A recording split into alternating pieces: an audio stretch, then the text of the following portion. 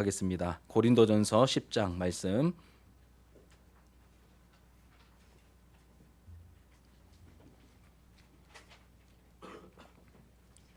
14절부터 22절까지입니다.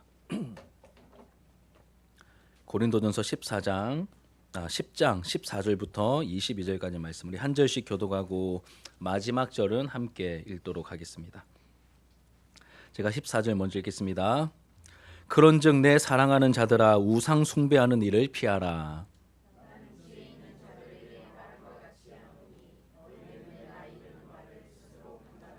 우리가 축복하는 바 축복의 잔은 그리스도의 피에 참여함이 아니며 우리가 떼는 떡은 그리스도의 몸에 참여함이 아니냐.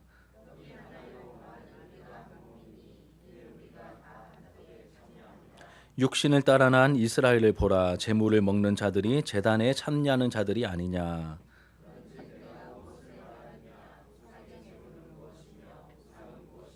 무릇 이방인이 제사하는 것은 귀신에게 하는 것이요 하나님께 제사하는 것이 아니니 나는 너희가 귀신과 교제하는 자가 되기를 원하지 아니하노라.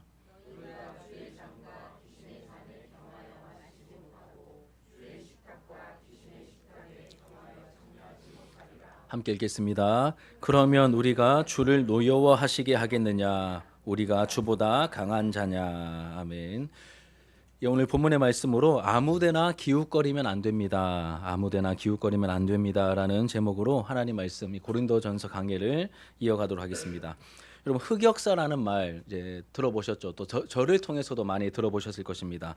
기억하기 싫은 어둠의 역사를 말하죠. 여러분들 개인적인 흑역사가 좀 있으십니까?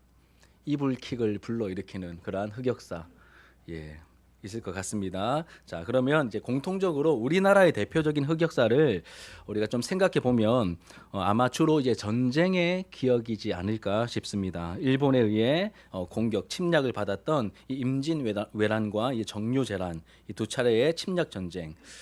이 전쟁으로 말미암아 온 나라가 이제 쑥대밭이 되었죠.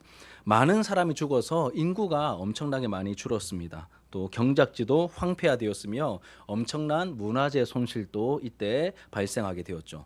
이 당시 조선의 임금이었던 선조는 도성이었던 한양을 버리고 저 멀리 의주까지 도망을 치게 됩니다. 굉장히 부끄러운 흑역사입니다.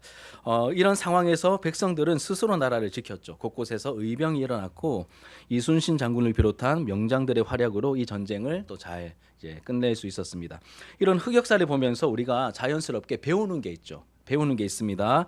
나라의 리더가 얼마나 중요한지를 우리가 배우게 되고 또 위기의 상황에서는 누군가에게 기대려고 하기보다는 자발적으로 일어나 내가 지켜야 될 자리를 스스로 지켜야 함도 우리가 배우게 됩니다.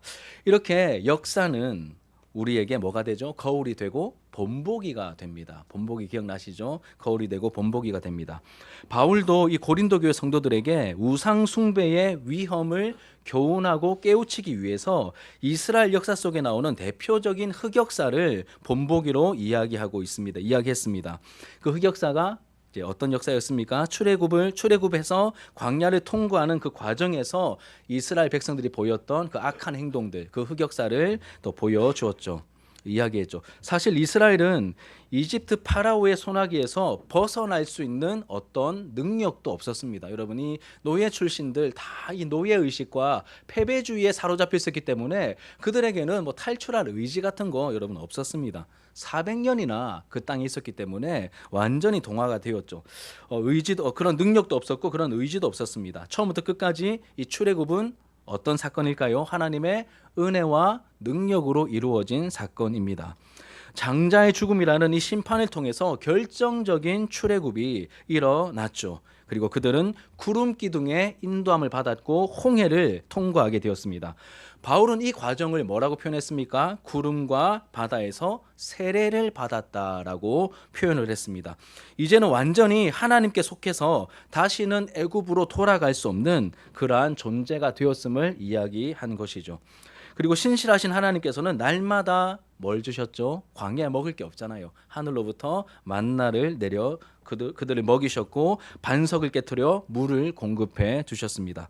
그럼에도 불구하고 그들은 하나님 앞에서 뭐 했습니까? 악행을 저질렀다. 이게 바울이 말하는 부분입니다. 우리 6절 말씀 성경을 보시고 6절 한번 읽어볼까요? 6절. 자, 시작.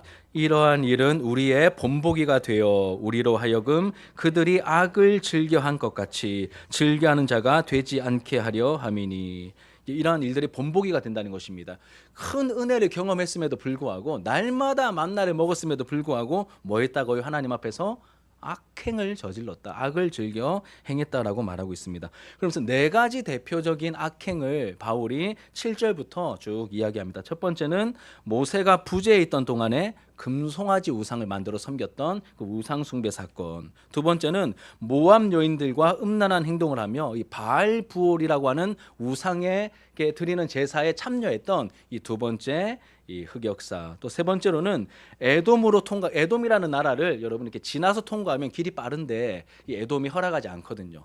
마치 요즘 이렇게 호르무즈 해협이 막혀 있듯이 길을 막아버리니까 너무 뺑 둘러가야 되는. 그래서 이스라엘 백성들의 마음이 상해서 하나님 앞에 막 해서는 안 될 말들 막 쏟아내는 그런 하나님을 시험했던 일들. 네 번째로는 광야 여정 내내 하나님을 향해 원망과 불평을 쏟아냈던 그러한 불평과 원망의 행동들. 이 대표적인 네 가지 흑역사를 이야기합니다. 그 결과 여러분, 이 악행의 결과 어떤 일이 벌어집니까? 출애굽 1세대는 여호수아와 갈렙 빼고는 모두 광야에서 엎드러져 죽고 말았습니다. 다시 한번 말하지만 이 유월절을 통해 출애굽을 경험했고 구름과 홍해를 통과하는 세례를 받았으며 신령한 만나와 반석의 물을 마신 사람들입니다. 이 은혜를 다 경험한 사람들입니다. 그럼에도 이들은 하나님의 심판을 받아 광야에서 모두 엎드러져 죽고 말았습니다.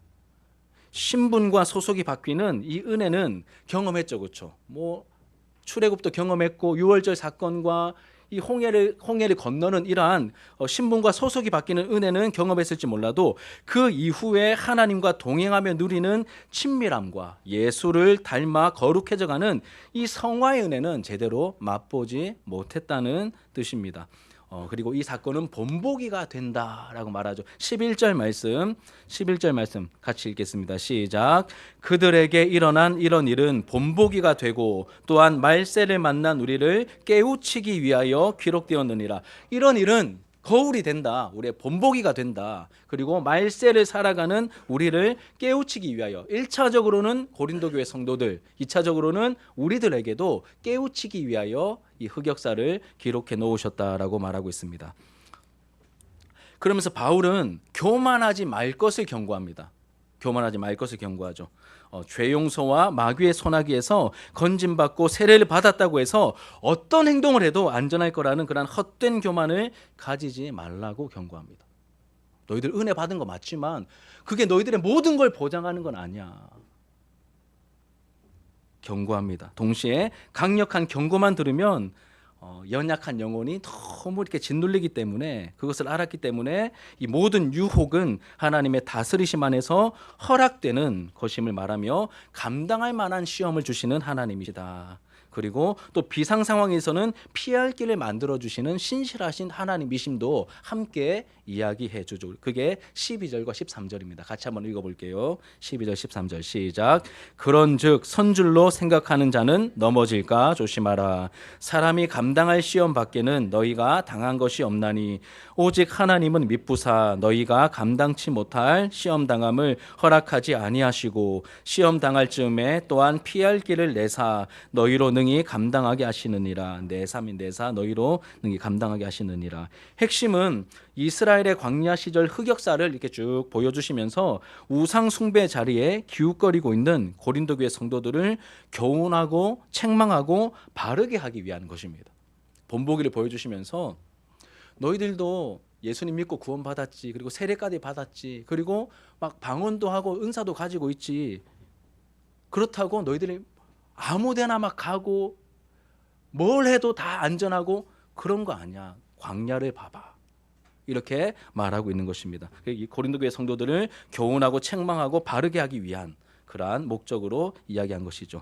이 흑역사의 본보기를 보아라. 너희도 어설프게 우상 숭배하는 자리에 기웃거렸다가는 망하는 수가 있다라고 강력하게 일침을 놓고 있는 것입니다. 그리고 오늘날 우리에게도 교훈하고 있다라고 말씀하시죠. 그럼 오늘 본문은 여기에 이어지는 오늘 본문을 보시면 지난번 말씀에 이어지고 있습니다. 앞에서는 뭘 보여줬습니까? 역사를 통하여 본보기를 보여주면서 우회적으로 말했다면 이제는 14절부터는 이제 단도직입적으로 말합니다. 우상 숭배하지 마라. 단도직입적으로 이야기를 합니다.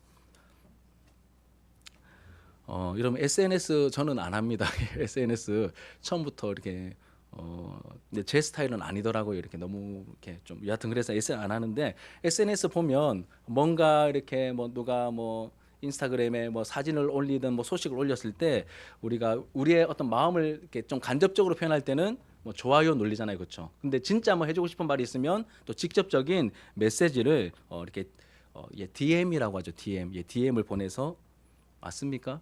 제가 안 하면서 아는 척하면서 말하려니까 좀 힘들긴 해도 이 다이렉트 메시지를 보내어서 이게 내 마음에 있는 생각과 나의 어떤 마음을 이렇게 직접 표현하기도 합니다. 그래서 뭐 좋아요를 눌리는 것은 이렇게 조금 간접적이라면 이제 DM은 좀 더 직접적인 의미를 가지듯이 이 10장 앞부분은 약간 좀 우회해서 본보기를 통하여 메시지를 전달했다면 이 후반부 14절 이후부터는 그냥 직접적으로 바울이 이제 이 부분에 대해서 우상 숭배에 대해서 하지 말라고 그렇게 이야기합니다. 우리 14절 같이 한번 읽어보겠습니다. 14절 시작. 그런즉 내 사랑하는 자들아 우상 숭배하는 일을 피하라. 직접적이죠. 하지 마라. 피하라. 라고 직접적으로 이야기합니다. 우상에게 바쳐진 제물, 이 음식을 먹는 행동이 우상 숭배가 될 수 있음을 경고하고 있는 것이죠. 그러면서 먼저 예를 듭니다. 두 가지 큰 예를 드는데 첫 번째 예가 성찬식을 예로 듭니다. 성찬식을 예로 들죠. 16절과 17절 같이 한번 읽겠습니다. 시작. 우리가 축복하는 바 축복의 잔은 그리스도의 피에 참여함이 아니며 우리가 떼는 떡은 그리스도의 몸에 참여함이 아니냐. 떡이 하나요 많은 우리가 한 몸이니 이는 우리가 다 한 떡에 참여함이라. 아멘. 우리 교회에서는 1년에 뭐 한 3-4차례 정도 성찬식을 행합니다. 그 성찬식을 말하는 겁니다. 또 공교롭게도 제가 막 이렇게 막 계획을 막 이렇게 해서 치밀하게 해서 오늘 성찬식에 이 말씀을 준비한 건 아닙니다. 쭉 하다 보니까 이 본문 차례가 되었고 오늘 또 공교롭게도 성찬식을 행하게 되는데 여러분 축복의 잔이 나옵니다. 축복의 잔은 예수님께서 우리를 속죄하기 위해 흘리신 그 피, 예수님의 보혈 피를 상징하는 그 포도주를 말하는 것이죠. 그리고 축복의 잔에 참여하는 것이라고 말하는데 여기서 참여라는 단어 우리에게는 굉장히 익숙한데 여러분 이 참여라는 단어는 헬라 원어로 코이노니아입니다. 코이노니아 많이 들어보셨죠? 코이노니아 이거는 교제 혹은 좀 더 쉬운 말로 하면 사귐이라는 뜻입니다. 우리가 거기 이제 그리스도의 피에 참여함이 아니냐, 그리스도의 교제, 그 사귐을 뜻하는 코이노니아라는 단어가 쓰였습니다. 그러니 이 축복의 잔을 마시는 행동은 곧 누구와 교제하는 것입니까? 그리스도와 교제하는 것이죠. 그 피가 가져오는 유익인 이 죄 사함과 이 칭의를 그 유익을 우리가 얻게 되는 것을 말합니다. 두 번째로 우리가 여러분 또 어떤 행동이 있습니까? 또 뭘 먹죠? 포도주만 마시는 게 아니라 또 뭘 먹습니까? 떡을 먹죠. 이렇게 빵을 먹습니다. 때는 떡은 우리는 지금 다 이렇게 여러분 좀 편하게 이렇게 시간 줄이기 위해서 다 잘라놨지만 원래는 이렇게 한 떡을 떼어서 먹는 거거든요. 그래서 이 떼는 떡은 그리스도의 몸이며 이 떡을 먹는 행동은 그리스도의 몸에 참여하는 것을 말한다라고 이야기하죠. 그리스도와 연합되는 것을 상징하는 표현입니다. 믿음으로 우리가 그리스도와 연합되지만 이 행동을 통하여 먹는 행동을 통하여 우리가 더 직접적으로 그 연합을 맛볼 수 있도록 은혜로 주신 방편입니다. 우리가 빵을 먹을 때 여러분 그 음식을 먹으면 그 음식이 어떻게 됩니까? 우리 몸 안에 들어와서 소화가 되고 체화가 되죠. 그리고 에너지가 생기듯이 우리가 믿음으로 예수님의 몸을 상징하는 이 빵을 먹을 때 예수님과 더 깊은 연합과 교제를 맛보게 된다는 뜻이죠. 그리고 우리 영혼은 음식을 먹으면 여러분 어떻습니까? 잠이 오죠, 그렇죠? 음식 먹으면 잠이 오지만 음식 먹으면 또 힘이 나지 않습니까? 힘이 납니다. 그래서 우리의 영혼의 양식 되시는 이 예수님의 살과 피를 우리가 믿음으로 먹을 때 예수님과 더 깊이 연합되어 교제를 누릴 뿐만 아니라 실제적인 힘을 우리가 공급받게 되는 유익을 얻게 되는 것이죠. 실제적인 힘을 얻게 됩니다. 이러한 유익을 알고 성찬에서 이 유익을 우리가 경험해야 하는 것이죠. 그러니까 알고 믿음으로 먹어야 한다는 뜻입니다. 여러분 모르고 막 참여하고 모르고 받고 이러면 안 됩니다. 알고 그 의미를 알고 믿음으로 참여해야 합니다. 이렇듯 성찬에 참여하는 것은 단지 그냥 아이고 오늘은 뭐 1년에 몇 번씩 뭐 양은 얼마 안 돼도 이렇게 여러분 옛날에는 그 진짜 포도주를 권사님들이 담궈서 이렇게 주셨거든요. 그러면 한 떡을 떼고 원래는 한 잔을 마시거든요. 그래서 한 몸 공동체임을 확인하는 깊은 영적인 의미가 이 먹는 행위에 담겨 있다. 이게 핵심입니다. 그래서 여러분 음식 먹는 행동 따로 종교적인 의미 따로가 아니라 이 성찬식에 참여해서 먹는 순간 이런 영적인 영향을 자연스럽게 받게 된다는 겁니다. 이게 바울이 말하고자 하는 그러한 핵심 논점입니다. 두 번째 예를 또 듭니다. 두 번째 예, 이제 신약의 성찬식을 얘기했다면 구약에 뭐가 있을까요? 제사 의식이 있겠죠. 희생 제사 의식이 있습니다. 아직 이 옛 언약을 따르는 유대인들의 제사를 예를 들어 한 번 더 설명합니다. 우리 18절 말씀 같이 한번 읽겠습니다. 18절 시작. 육신을 따라 난 이스라엘을 보라. 제물을 먹는 자들이 제단에 참여하는 자들이 아니냐. 이 구약 시대 하나님을 예배하는 방법 우리가 다 알고 있습니다. 동물을 잡아서 그 피를 뿌리거나 바르고 일부 고기는 불태워 하나님께 올려드리고 또 남은 고기는 이제 먹는 그런 방법, 이것을 이렇게 우리가 그냥 일상적으로 희생 제사 이렇게 부릅니다. 뭐 5가지 방법이 있죠. 희생 제사라고 합니다. 원래는 죄를 지은 내가 죽어야 하는데 대신 동물을 희생시켜 내 죄를 해결하는 이 방법, 사람이 고안해낸 방법이 아니라 하나님께서 모세를 통하여 알려주신 하나님의 방법이었고, 이 방법을 믿음으로 행할 때 죄 용서가 이루어지고 하나님과 교제할 수 있는 그 길이 열리게 되었죠. 핵심은 똑같습니다. 여러분 믿음으로 행하는 겁니다. 신약 시대든 구약 시대든. 그런데 여러분 경우에 따라 다르긴 하지만 대부분 이 제사를 드리고 남은 고기 어떻게 했을까요? 불태워 드린 부분이 있지만 남은 고기도 어떻게 했을까요? 땅에 묻었을까요? 아니죠. 어떻게 했습니까? 제사를 집례한 사람들과 제사에 참여한 사람들이 그 제물용 고기를 먹었습니다. 여러분. 먹었습니다. 그러니 여러분 이 18절 다시 보십시오. 육신을 따라 난 이스라엘을 보라. 제물을 먹는 자들이 누굽니까? 제단에 참여한 자들이 아니냐. 그 제사 의식을 진행한 사람들과 그 제물을 드린 그 예배자들이 그걸 먹지 않았느냐. 이 말을 하고 있는 것이죠. 아무나 고기를 먹는 게 아니라 그 제사에 참여한 사람들이 그 고기를 먹는다는 점에 강조점을 두고 있습니다. 그럼 이 두 가지 여러분 성찬식과 희생 제사의 핵심이 무엇이죠? 먹는 행동은 단지 먹는 행동으로만 끝나는 게 아니다라는 거죠. 우리의 영혼과 우리의 영성, 우리의 믿음에 영향을 미친다. 이게 지금 바울이 말하고자 하는 핵심 논점입니다. 성찬을 통해 누구와 연합된다고요? 그리스도와 더욱 하나됨을 경험하고, 구약의 제사에서 나오는 음식을 먹는 사람은 그 제사에 함께 참여하거나 제사를 집례한 사람이 먹는 거죠. 그래서 음식과 예배 행위는 따로가 아니라 어떻습니까? 긴밀하게 영적으로 연결되어 있다. 그러니까 아무데나 가서 아무거나 먹으면 안 돼. 이 말하고 있는 거예요.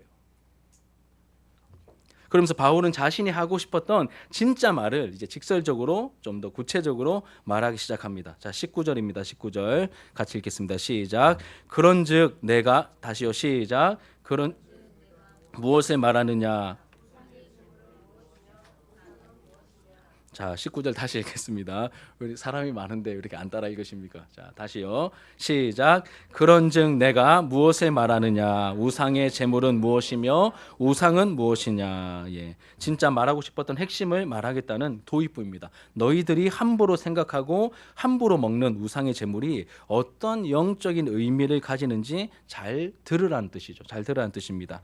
그 전에 우리가 먼저 알아야 될 것이 있습니다. 뭐냐면 지금 이미 우리가 다루고 있지만 우리가 알아야 될 것이 있는데, 구원을 받았지만 연약한 몸과 함께 죄성을 가진 우리는 지독히도 자기 중심적인 성향을 가지고 있다는 사실을 여러분 늘 놓치시면 안 됩니다.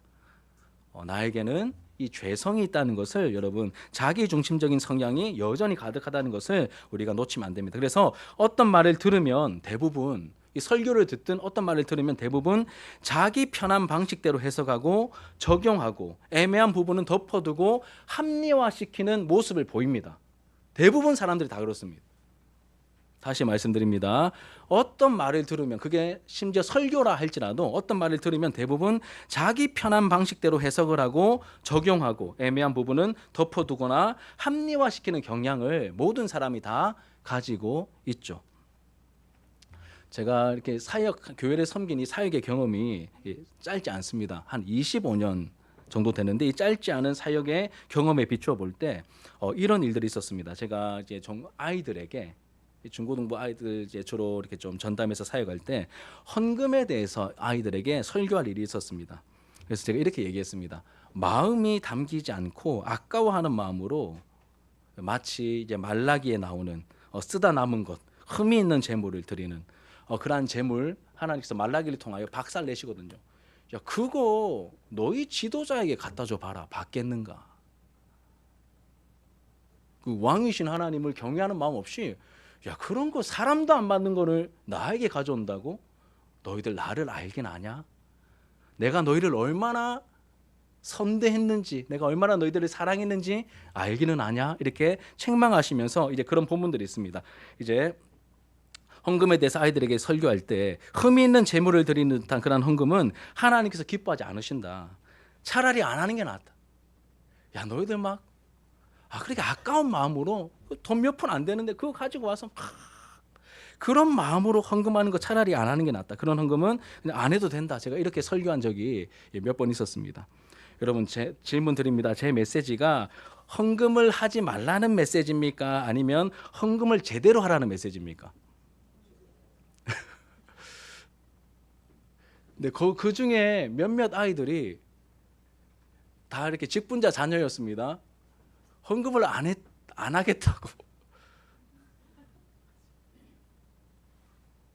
목사님이 하지 말라고 했다고. 헌금 안 해도 된다고 했다고. 이렇게 얘기하면서 이렇게 그런 피드백을 제가 받았거든요. 제가 놀랐습니다. 야, 이렇게 물어보면 다 알아들으시잖아요. 그렇죠? 하지 말라는 게 아니라 하나님은 그런 분 아니니 제대로 해야 된다. 이게 핵심인데 죄성을 가진 우리는 자기 편한 대로 해석하려는 그런 경향을 합리화시키는 경향을 우리가 가지고 있다는 겁니다. 우리는 이기적이니까. 아닌 척해도 다 자기 중심적이니까 그러한 그 아이들 입장에서는 충분히 이해가 됐습니다. 그래서 다시 가르쳤습니다. 여하튼 그런 피드백을 받고 굉장히 좀 이렇게 난감했던 그런 경험이 있습니다. 예배도 마찬가지죠. 이렇게 막 뭐 노상 지각하거나 뭐 추리닝 입고 우리 아이들 보면 우리 교회 아이들 우리 어른들이 막 우리 교회 아들 착하다 이렇게 얘기하는데 맞습니다. 진짜 조금 좀 난한 교회가 막 애들요 막 예배 시간에 막 세례 받는 날에도 슬리퍼 신고 와가지고 추리닝. 지난주 보셨습니까? 아이들 다 뭐 입고 세례 받았는지. 제가 일부러 교복 입고 오라고 했습니다. 애들이 가지고 있는 옷 중에 가장 단정한 옷이거든요.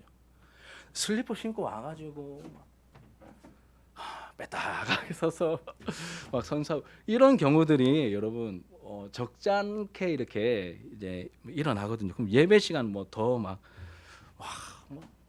껌찍찍 씹으면서 와가지고 막 예배 분위기 험하게 만드는 그런 아이들이 있습니다. 그래서 제가 그 시절에는 저도 조금 이렇게 혈기가 있었기 때문에 또 얘기했습니다. 설교 시간에. 그렇게 올 거면 오지 마라. 뭐냐 그게 슬리퍼 신고. 하나님 그런 분 아니다. 그럼 여러분 오지 말라는 겁니까? 예배 드릴 때 제대로 드리라는 겁니까? 감사합니다.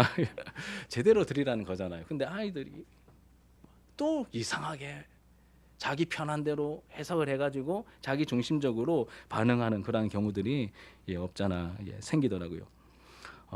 신앙에 철이 없는 사람들은 마치 청개구리처럼 액면 그대로 막 받아들여서 하지 말라고 한다고 안 하고 오지 말라고 한다고 안 오려고 합니다. 자기 중심적으로 자기 편한 방식으로 이렇게 해석하고 적용을 해서 그런 것이죠. 사실 우상의 제물을 먹는 문제에 대해서는 이미 8장에서 이미 다루었습니다. 여러분 기억나십니까? 8장에서 이미 다루었습니다.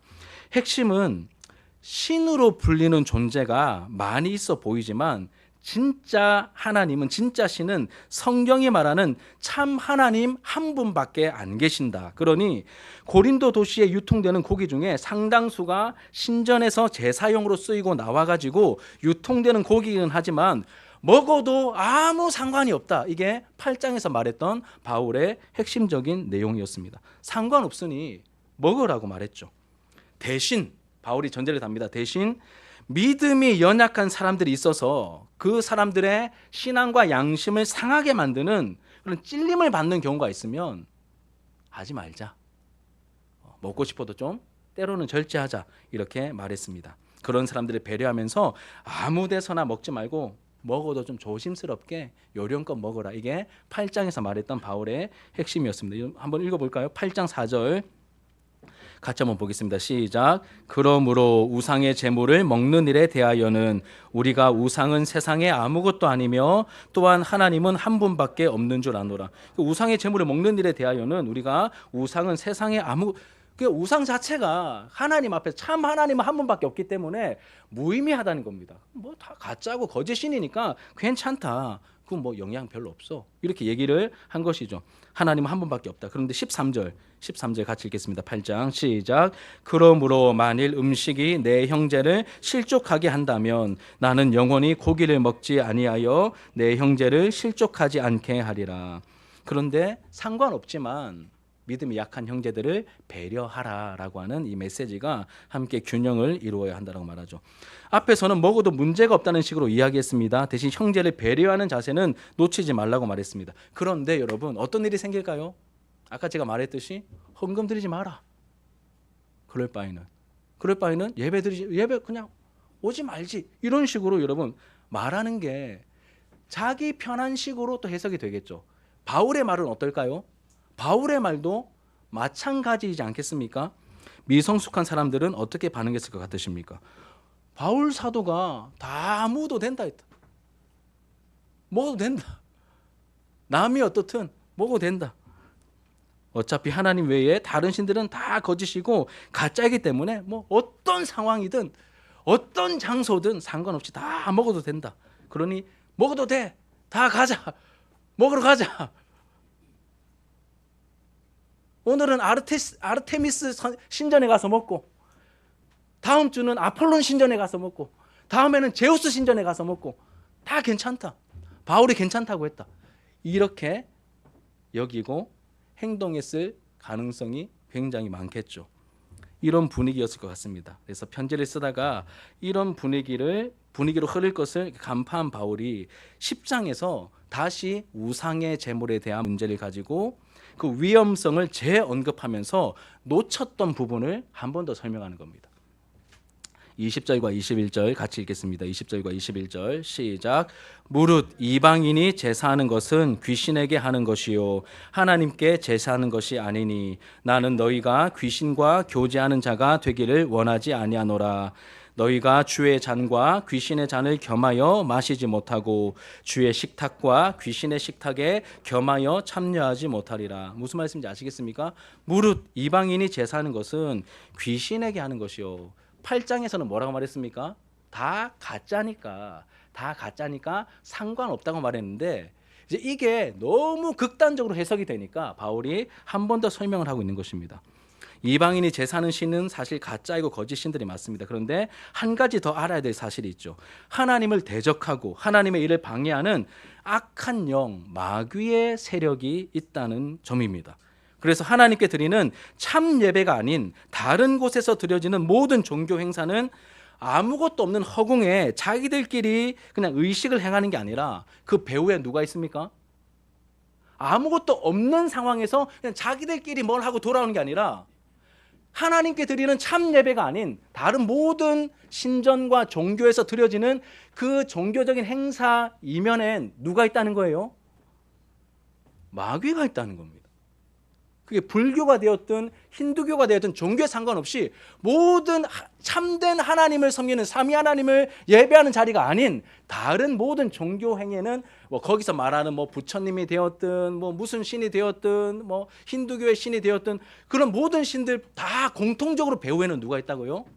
마귀의 역사가 있다라고 지금 말하고 있는 것이죠.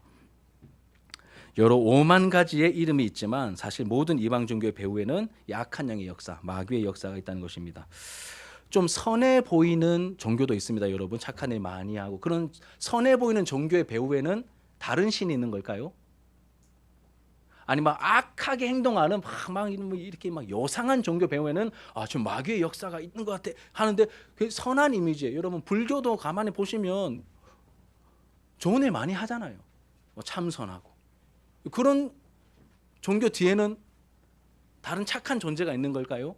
아니라는 겁니다. 공통적으로 마귀의 역사가 다른 방법으로, 다른 방향으로 나타난다는 것이죠. 그래서 결국 고린도에 있는 여러 신전들에 가서 이 제사 의식에 참여하는 것과 거기서 제공하는 음식을 먹는 것은, 여러분 음식을 먹는 것 따로 제사 의식 따로가 아니라 다 엮여 있죠. 음식을 먹는 그 행동은 뭐 구경과 음식 이제 섭취가 아니라 귀신과 교제하는 영적인 의미를 가진다라고 말하고 있는 것입니다.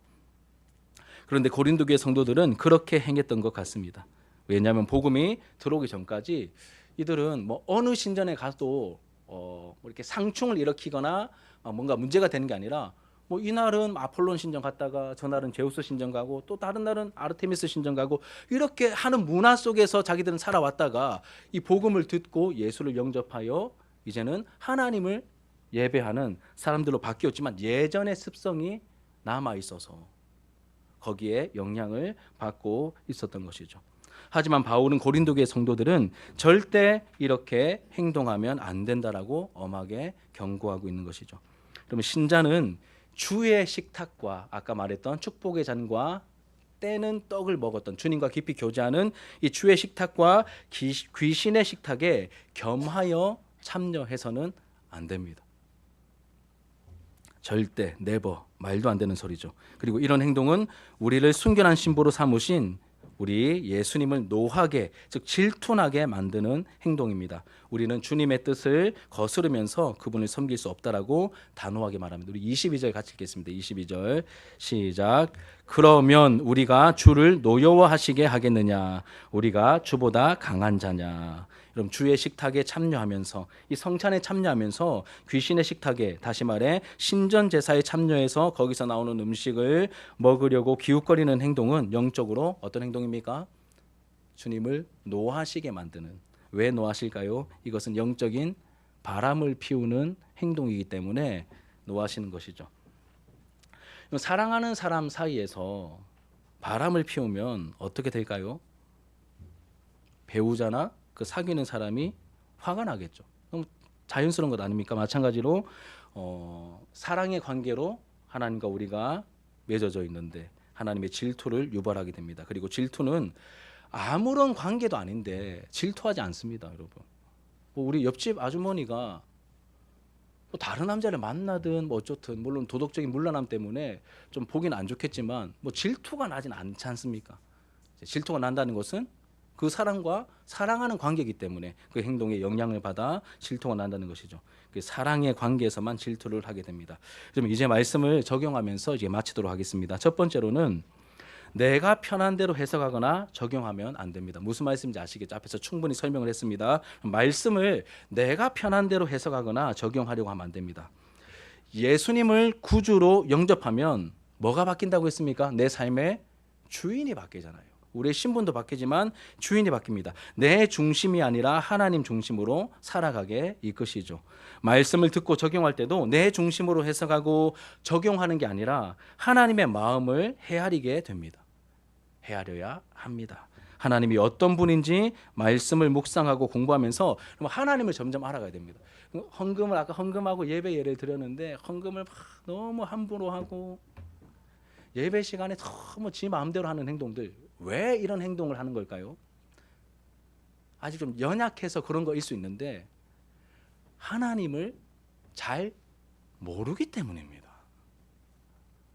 하나님이 얼마나 높은 분인지, 얼마나 능한 분인지, 얼마나 찬란한 분인지 알면 그렇게 할 수 없는 것이죠. 그래서 하나님을 알아가기에 우리가 힘써야 하는 것이죠.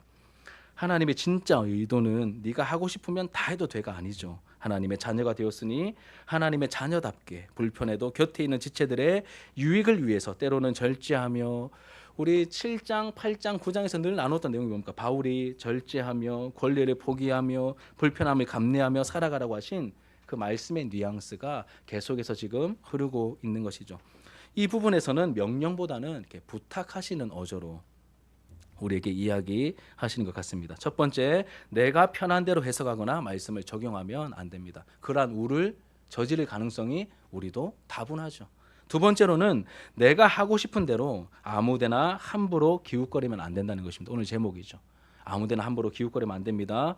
여러분 궁금하다고 아무데나 다 따라가시면 안 돼요. 막 친구가 막 타로 좀 보러 갑니다. 막 그러면 그건 뭐야? 하면서 이렇게 막 거기 다 뭐가 있습니까? 어떤 영적인 영향과 배경이 다 깔려 있으니 여러분 그냥 아무데나 분별 없이 그냥 아무데나 다 따라가는 것은 나도 모르는 사이에 그러한 부정적인 영향을 그대로 받을 수 있는 위험이 있다는 것이죠. 누가 한번 가자고 해서 이렇게 막 전보로 가자고 해서 막 같이 따라가고 이러시면 안 됩니다. 여러분 전보로 가시면 전보로 가는 분 안 계시죠, 그렇죠? 우리 교회는 없어 보이는데 여러분 그러시면 안 돼요. 근데 큰 교회 가면 그런 경우가 너무 비일비재하대요.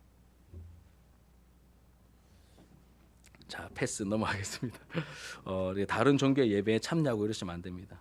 다른 물론 여행과 관광의 목적으로 뭐 사찰이나 향교 같은데 관광 목적으로 들어가 보는 건 괜찮아요. 근데 거기서 막 같이 막 조아리면서 막 이러시면 안 됩니다, 여러분. 안 됩니다.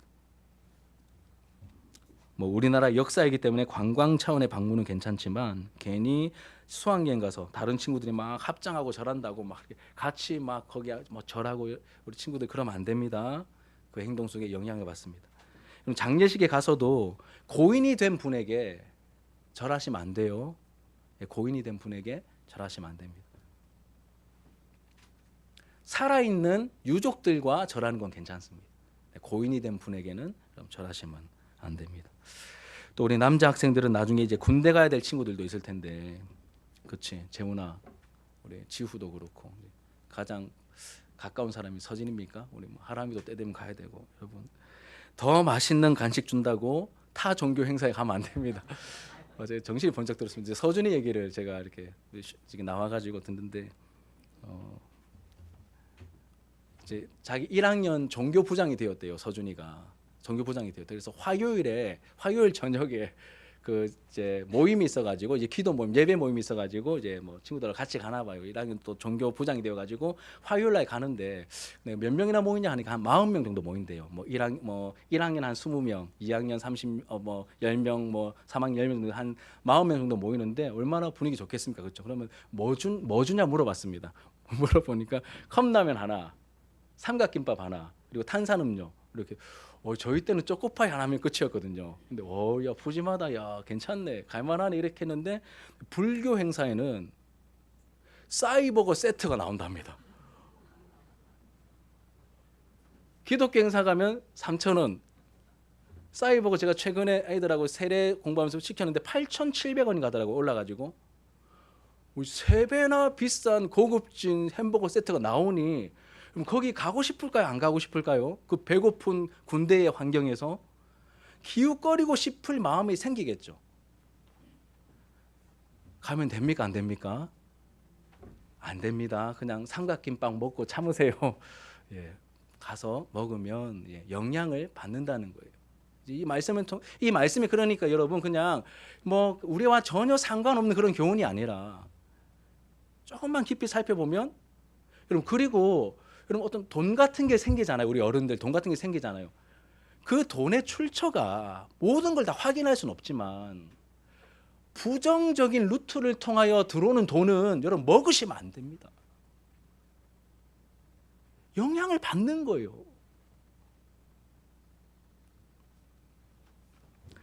그리고 이게 얼마나 실제적인 메시지인지. 싸이버거 세트 안 되고 휴가 나오면 목사님이 애슐리 데려갈 테니까 조금만 참으세요. 먹지 마십시오. 아무데나 기웃거리시면 안 됩니다. 마지막으로 이렇게 편한 대로 해석하거나 하고 싶은 대로 행동하면 안 된다고 하는 이유가 있습니다. 그 이유가 무엇일까요, 여러분? 하나님께서 우리를 사랑하시기 때문입니다.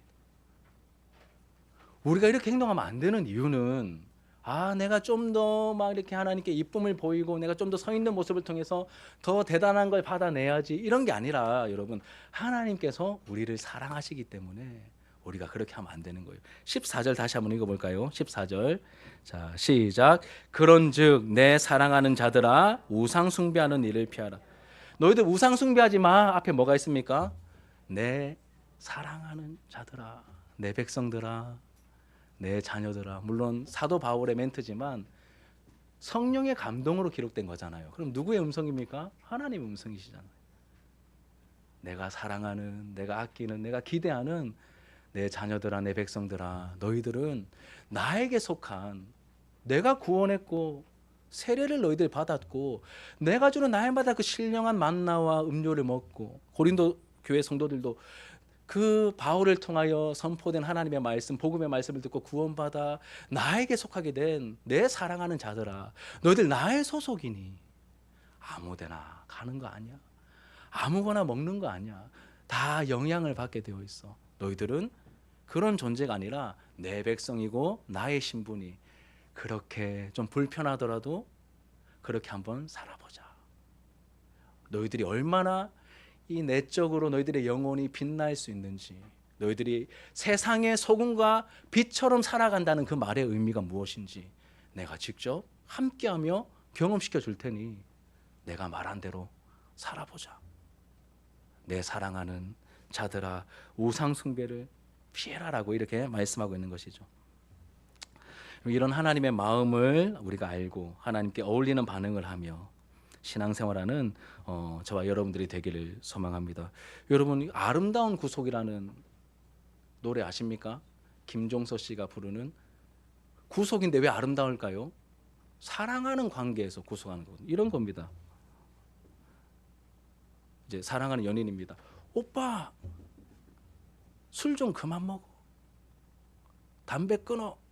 여러분 막 싫고 막 짜증나서 막 야 좀 하지 마라 이겁니까? 아니면 아끼는 마음에서 계속 건강한 교제를 위해서 그거 좀 하지 마. 게임 좀 시간 좀 줄여봐. 다 구속이잖아요. 하지 말라는 구속이잖아요. 근데 그 관계 속에 뭐가 느껴집니까? 반대로 이렇게 오빠가 그 자매에게 야 너 치마가 너무 짧어, 너무 밤늦게 다니지 마. 그럼 자꾸 다 하지 마잖아요. 그러면 이게 막 짜증의 뉘앙스입니까? 아니면 사랑하기 때문에 걱정하는 뉘앙스입니까? 예. 고마워 하라마. 이 하나님의 마음을 알고 하나님과의 관계 속에서 이렇게 성숙하게 사랑으로 반응할 수 있는 우리의 모습이 되기를 주님의 이름으로 축복합니다. 우리 말씀을 여러분 마음에 품으시면서 기도하는 마음으로 함께 찬양합시다. 영원한 사귐에 날 초대하시네.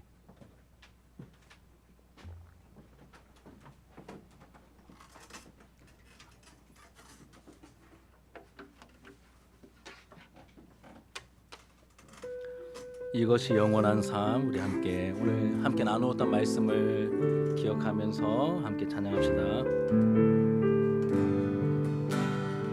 영원한 사귐에, 영원한 사귐에 날 초대하시네. 주님을 누리며 사는 것, 날 지으신 대로, 날 부르신 대로 주님과 함께 걷는 삶. 영원한 사귐에, 영원한 사귐에 날 초대하시네. 주님을 누리며 사는 것, 날 지으신 대로, 날 부르신 대로 주님과 함께 걷는 삶. 이것이 영원한 삶, 이것이 영원한 삶. 참 하나님과 그 아들 아는 삶. 이것이 영원한 삶, 이것이 영원한 삶. 내가 주 안에, 주는 내 안에 늘 거하는 삶. 네, 한 번 더요. 영원한 사귐에 날 초대하시네. 주님을 누리며 사는 것, 날 지으신 대로, 날 부르신 대로 주님과 함께 걷는 삶. 이것이 영원한 삶, 이것이 영원한 삶, 이것이 영원한 삶. 참 하나님과 그 아들 하는 삶, 이것이 영원한 삶, 이것이 영원한 삶. 내가 주 안에, 주는 내 안에 늘 거하는 삶. 이것이 영원한 삶, 이것이 영원한 삶, 이것이 영원한 삶. 참 하나님과 그 아들 아는 삶, 이것이 영원한 삶, 이것이 영원한 삶.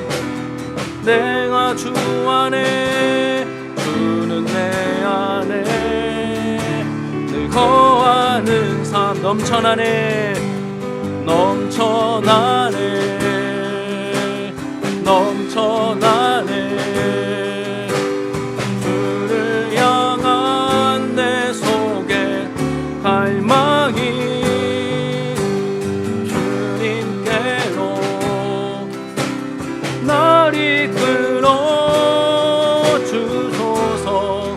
주님을 더 원합니다. 넘쳐나네, 넘쳐나네, 넘쳐나네. 주를 향한 내 속에 갈망이 주님께로 날 이끌어 주소서. 주님을 더 원합니다.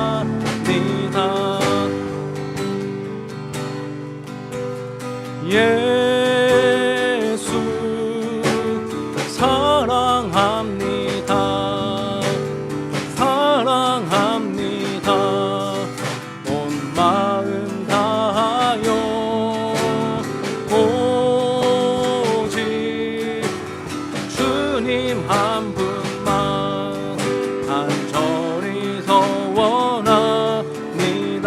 예수 사랑합니다, 예수 주님 사랑합니다, 사랑합니다.